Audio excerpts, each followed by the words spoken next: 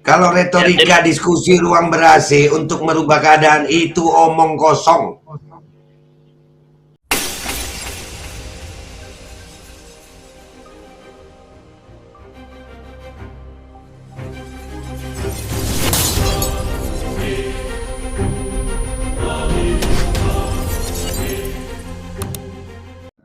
Nggak kabur gue, nggak kabur. Nggak harus ke gunung gue. Gue ade. Iya. Gitu. Jadi kadang-kadang mereka ganggunya ya begitu-begitu. Tapi saya nggak merasa ada yang perlu saya sembunyikan juga. Kebenaran kok sembunyi-sembunyi. Ya kalau saya masih mikir dengan sembunyi-sembunyi berarti saya ragu dengan kebenaran yang saya perjuangkan gitu. Ini yang ke gunung sebenarnya ada ya dari umat-umat muslim juga? Mereka juga Ada. pergi ke gunung juga? Serius nih, Ada, Babe? ada. Oh. Ada yang menghindar. Cuman itu bukan di saya gitu. Oh, Babe nggak ada rambutnya sebenarnya? Iyalah, makanya ini kalau dalam Islam saya nyebutnya aurat ini. Karena kalau saya buka itu nanti auranya bikin cewek-cewek nggak bisa tidur. Mengkilat ya? Iya. Jadi yang lebat yang di jenggot doang, yang di atas nggak Iya, lebat. jadi saya sebetulnya rambut saya itu ngikutin program pemerintah gitu, transmigrasi. Iya. Karena di sini ada pelebaran lahan, mungkin untuk dibuat yang lain. Luar biasa. Babe udah ngantuk belum? Belum. Jangan. Belum. Saya kalau ngantuk ngomong kok. Ini waktu mainnya dia memang ini. Sekarang ini. Yang udah di gunung bisa juga live. Saya bingung jadinya nih berpikir.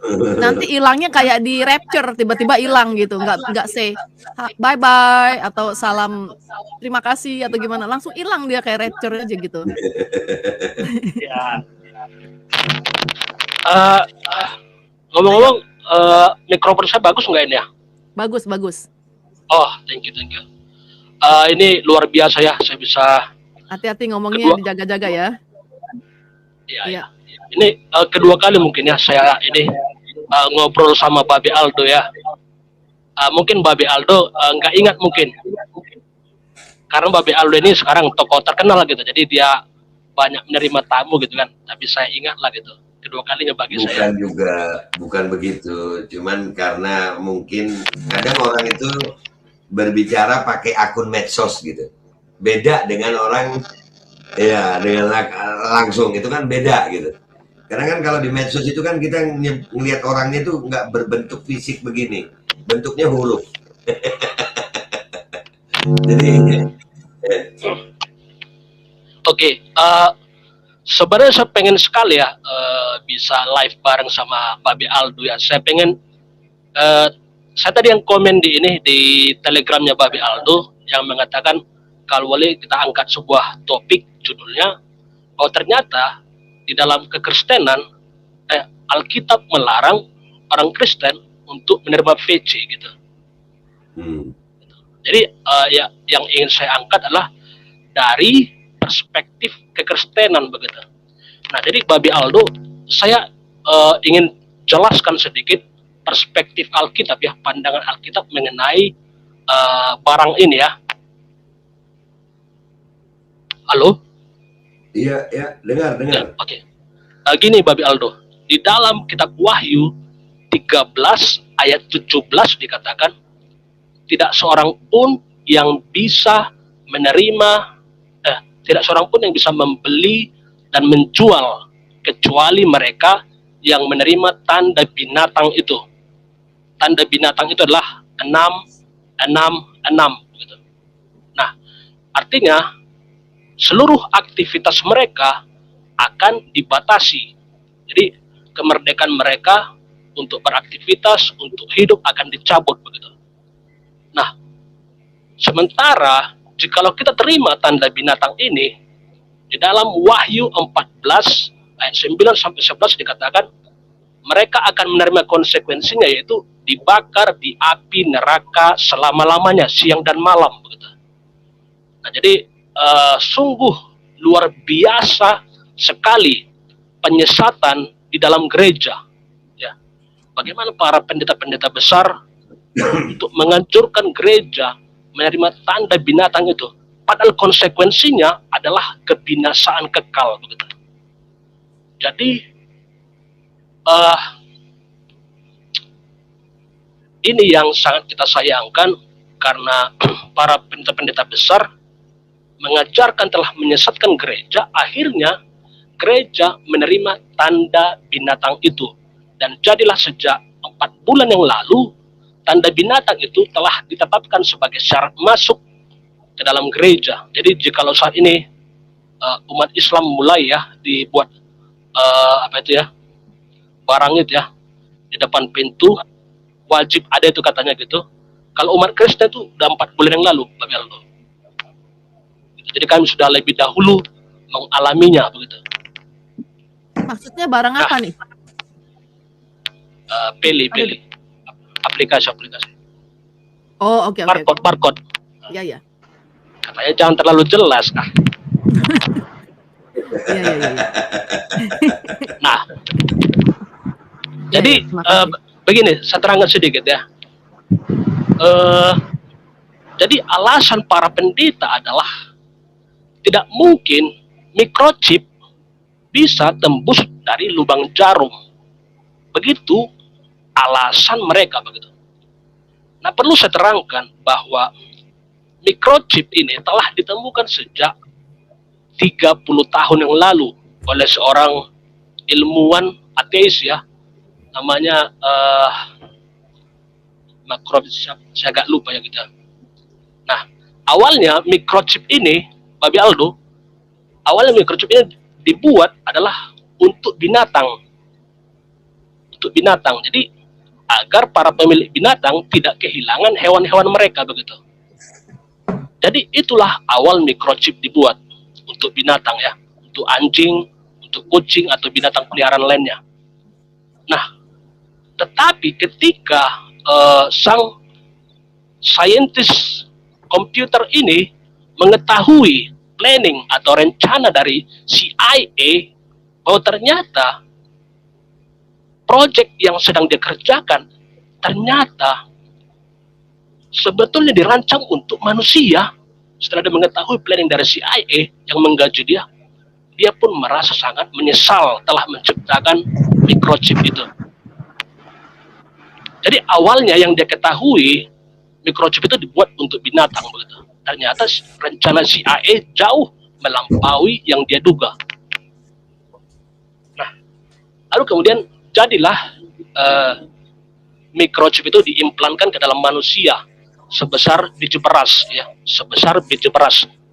Itu 30 tahun yang lalu. Bayangkan, teknologi 30 tahun yang lalu sebesar biji beras. Nah, para pendeta-pendeta ini mindsetnya masih ketinggalan di teknologi 30 tahun yang lalu, yaitu microchip sebesar biji beras. Padahal sejak 7 tahun yang lalu, ya, Guinness World Record telah menganugerahkan penghargaan kepada penemu nanorobot, ya, nanorobot sebesar ukuran nanochip lah begitu. Lebih kecil dari atom. Ya, jadi ukuran nano ini adalah 1 dibagi 1 juta milimeter gitu. Jadi sangat kecil sekali, ukuran mikroskopis begitu. Itulah teknologi zaman sekarang begitu. Nah, para pendeta ini mindsetnya masih ketinggalan 30 tahun yang lalu. Makanya mereka mengatakan tidak mungkin microchip itu lewat dari lubang jarum. Akhirnya apa? Akhirnya mereka menyimpulkan tidak ada chip di dalam VC itu. Itulah yang mereka gembar-gemborkan begitu. Makanya genaplah apa yang dikatakan oleh kitab Yesaya. Umatku binasa karena tidak berpengetahuan. Jadi para pendeta-pendeta ini mereka hanya membahas firman Tuhan, tapi mereka tidak melakukan riset. Ya. Jadi mereka tidak memiliki pengetahuan. Ketika mereka tidak memiliki pengetahuan, lalu mereka berkhotbah, apa yang terjadi? Akhirnya mereka memasukkan gereja ke dalam jurang. Gitu ya. Itu yang bisa saya tambahkan kira-kira.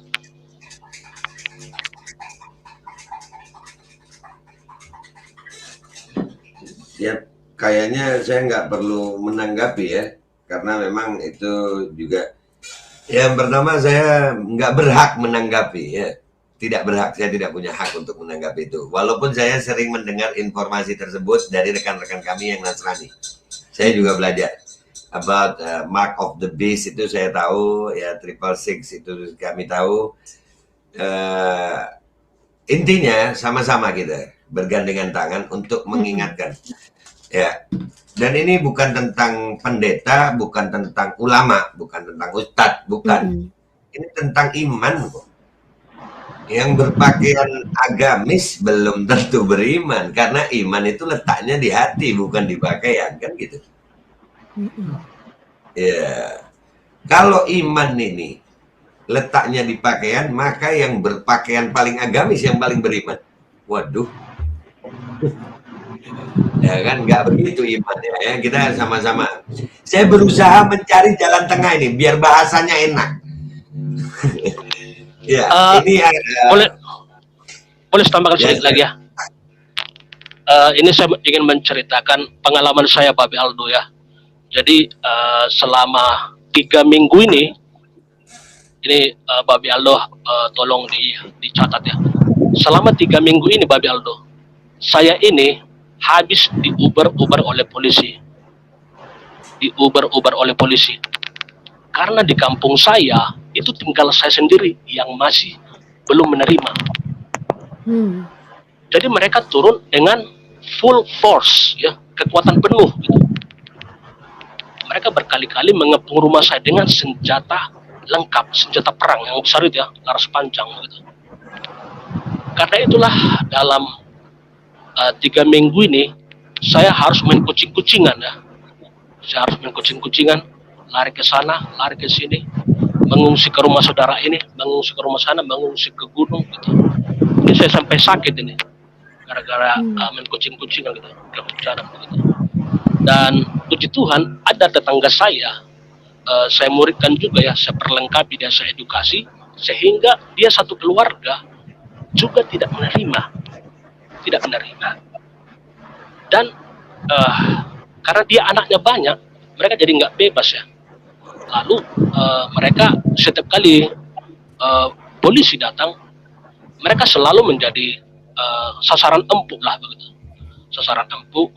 Lalu mereka lari kan ke belakang rumah, lari. Lalu polisi ini menembakkan senjatanya sampai meletuskan senjatanya begitu. Jadi benar-benar diperlakukan seperti teroris. Sangat mengerikan sekali. Jadi mungkin Anda nggak mengalami ya, tetapi saya beritahukan aja, mereka ini semakin di kampung-kampung itu semakin beringas, semakin brutal. Semakin beringas, semakin brutal. Ini saya beritahukan ya, satu kejadian ya, masih di wilayah, saya juga di wilayah perkampungan ya. Jadi ada satu orang yang sudah berusia 90 tahun ke atas gitu, bapak-bapak, dan imannya sama seperti kita ya. Imannya dia tidak mau menerima tanda binatang itu begitu. Jadi ini masalah iman ya. Nah, lalu datanglah menurut laporan itu hampir 20 orang aparat ya, aparat yang badannya tegap begitu kan. Lalu dia dipaksa lah, dipegang begini, dia meronta-ronta, saya tidak mau begitu, dipaksa begitu. Lalu akhirnya dia dicus juga begitu. Yang lebih mirisnya tahu nggak? Ini bapak ternyata kakinya sudah diamputasi keduanya, kakinya sudah tidak ada lagi, dan dia dalam keadaan sakit-sakitan. Tapi mereka paksa itu agar target mereka tercapai.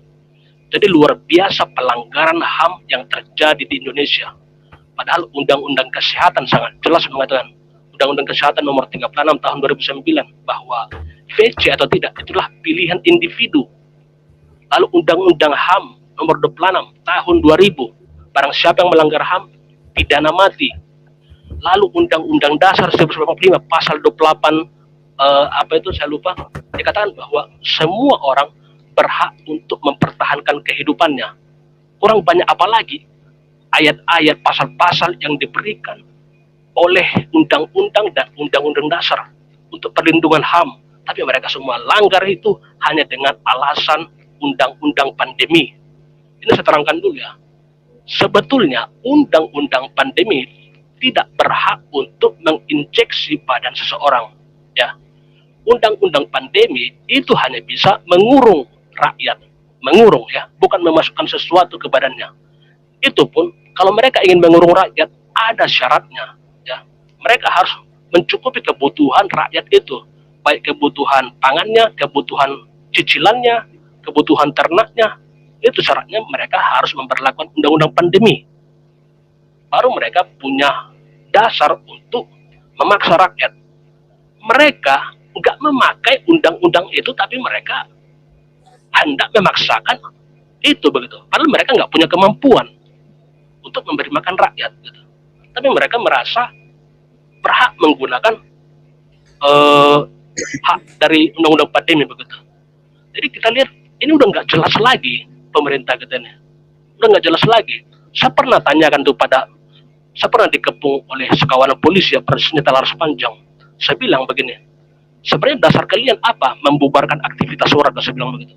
Lalu dia bilang, dasar kami adalah undang-undang pandemi. Lalu saya bilang, loh pemerintah saja tidak memakai undang-undang pandemi, mengapa Anda katakan memakai undang-undang pandemi dan kekarantinaan gitu? Karena untuk bisa menerapkan undang-undang pandemi dan kekarantinaan, Anda harus memberi makan rakyat, mencukupi segala kebutuhan utama mereka, kebutuhan cicilan mereka, kebutuhan ternak mereka. Akhirnya mereka nggak bisa ngomong, lalu saya suruh mereka pulang gitu. Itu sekitar 6 bulan yang lalu gitu. Pada waktu itu aparat belum jadi saya biasa ya mengusir raja-raja polisi begitu. Cuman saya lihat akhir-akhir mereka udah nggak ngerti hukum lagi, mereka udah tabrak semua hukum gitu. Jadi makanya mereka udah pakai sistem premanisme, makanya saya nggak mau lagi berdebat hukum dengan mereka begitu. Karena mereka udah nggak peduli lagi dengan hukum. Nah, jadi apa lagi yang mau sampaikan, saya agak lupa tuh. Ya, Pak Aldo gimana? Apa yang mau saya tanggapin? Jadi gini, masalah mereka melanggar hukumnya sendiri itu ya udah memang begitu kan dari dulu. Jadi sekali lagi ya, kecurigaan saya tentang ada rekayasa genetika di dalam injeksi micin itu makin saya yakini sekarang. Karena makin ke sini manusia makin nggak manusia, aparat makin nggak kayak aparat, makin ke sini makin begitu. Ya, kan tadi yang seperti dibilang ya kan, makin ke sini kok makin parah aja nih, makin parah aja. Nah jadi ya udah, dan ini diam bukan jalan keluar, lari bukan jalan keluar, lari bukan jalan keluar. Loh kalau cuman untuk lari, saya bisa lari. Dapat duit, hidup enak. Bisa saya. Bisa. Ya, karena mereka mau saya berhenti. Jadi mereka, wah nawarin saya, wah uang luar biasa. Nggak ada serinya. Kalau saya ini membelot, saya ini anak emas mereka. Ya, saya andai kata ini ya, mudah-mudahan Tuhan jaga iman saya. Kalau saya sekarang membelot, saya anak emas. Disayang saya. Minta apa dikasih. Ya. Jadi apa yang saya lakukan sekarang ini adalah mudah-mudahan bisa jadi contoh baik. Diam bukan jalan keluar. Takut bukan jalan keluar. Lari bukan jalan keluar. Jalan keluarnya apa? Hadapi. Hadapi. Dan terus edukasi rakyat. Ya, makasih Babi Aldo. Sekalian juga saya ingin memberikan dukungan moral kepada Babi Aldo ya, supaya Babi Aldo jangan berkecil hati. Jikalau yang berani turun ke jalan bersama Babi Aldo hanya puluhan orang atau mungkin ratusan orang begitu. Tapi aslinya Babi Aldo perlu Anda ketahui bahwa lebih dari 100 juta rakyat saat ini bersama Anda dan sangat berharap kepada Anda begitu. Karena dari Ya, saya mau ngasih statistik, tahu, ya, saya juga mau ngasih tahu buat semua. Saya nggak perlu banyak orang.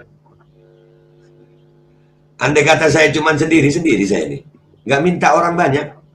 Saya mau minta orang yang berani, bukan orang yang hanya berteori. Saya sudah bosan dengan teori, retorika, diskusi ruang ber-AC. Ini nggak akan selesai dengan itu.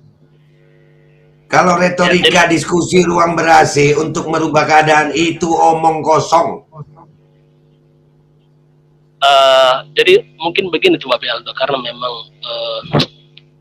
sistem kehidupan di negara kita saat ini intimidasi itu menjadi begitu kuat sekali. Makanya Jadi kakak. begitu kuat akhirnya rakyat itu ketakutan begitu. Ya Takutan. sudah, ya oke. Yang takut diam aja, enggak apa-apa, di rumah aja. Saya berani kok. Kalau takut diam aja di rumah, nggak apa-apa. Saya nggak maksa orang jadi berani kayak saya, nggak perlu.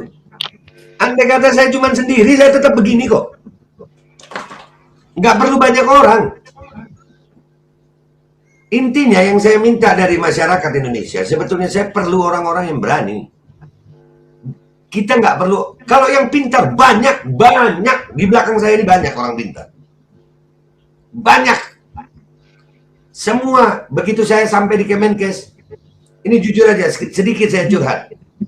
Begitu saya selesai di Kemenkes apa semua, itu muncul orang-orang itu. Ya Pak, nanti begini, ini nyuruh semua. Hello, kemarin lu kemana? Gua ajak lu kemana? Lu kemana kemarin? Gue lagi perlu lu kemana lu? Sekarang udah tembus di situ, lu ngasih ide, paling pintar. Mestinya begini, Be. Mestinya begitu, Be. Mestinya begini. Stop retorika diskusi aja kita nih. Saya kesini bukan mau bahas itu. Saya kesini mau menularkan keberanian.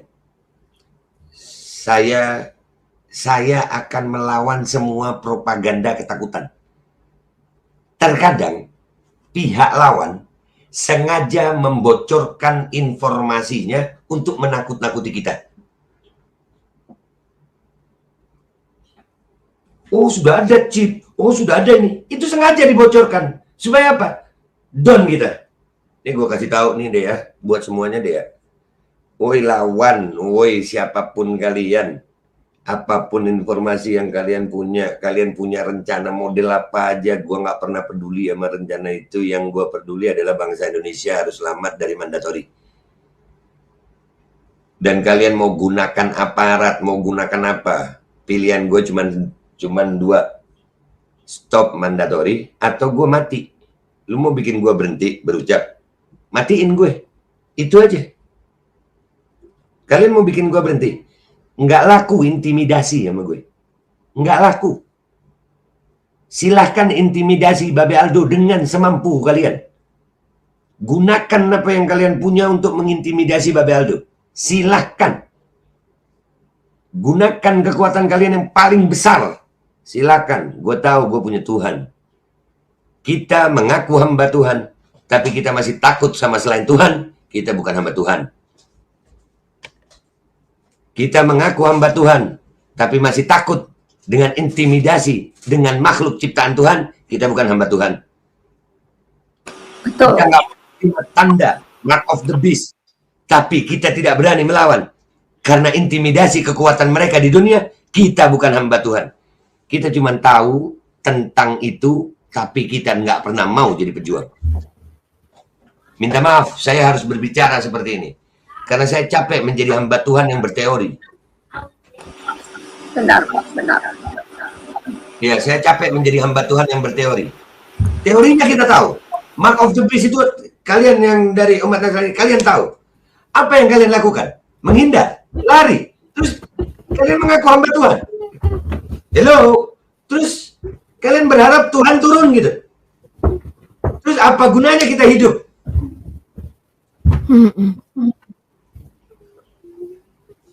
Apa gunanya kita hidup?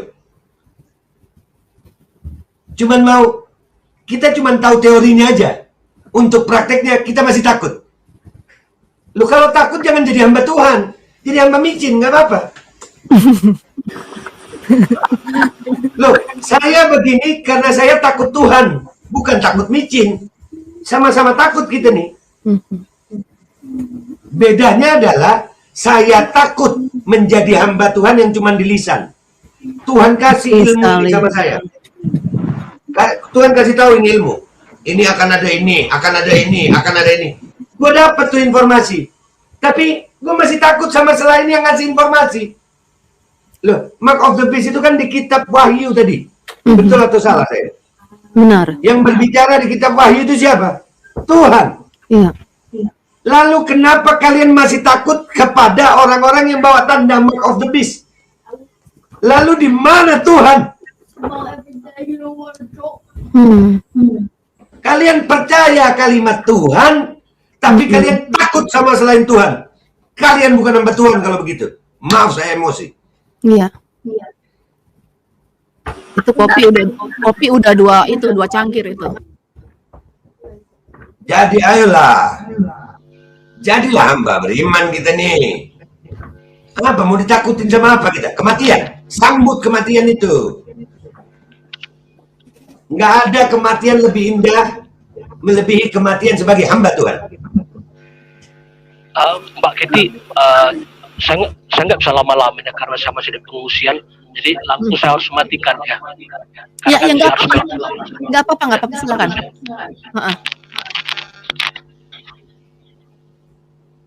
Iya. Jadi memang harus dihadapi, benar ini. Kata Pak Aldo ini benar ya. Loh, ada orang-orang yang berpendapat mungkin harus menjauh gitu ya. Silahkan. Harus lari ke gunung katanya. Iya, kalau saya nggak mau begitu. Saya malu sama Tuhan gitu. Saya malu sama Tuhan gitu. Jadi kalau saya harus lari, masa Tuhan ngajarin gue lari sih? Kan gitu gue. Betul. Tuhan minta gue beriman. Ada mukjizat ya, ya Pak Babe. Pasti.